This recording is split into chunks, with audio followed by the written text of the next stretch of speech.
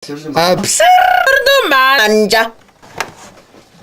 Det er mange dager i året. Etter tirsdag kommer absurdumandag. Ja, da har vi ord 1. Å, du verden. Absurdumania. Det må være noe som har med absurd å gjøre, altså. Noe galskap. Galskap. Noe som er absurd. Ja. Kan være det? Absurd omania, vil jeg jo tro det var. Ja. At jeg delte det etter der, altså. Absurd omania. Nei, det var ikke lett.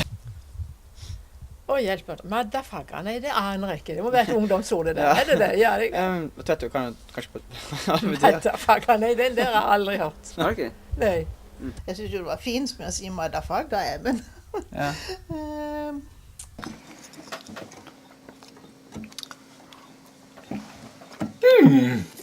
Det var passe deilig.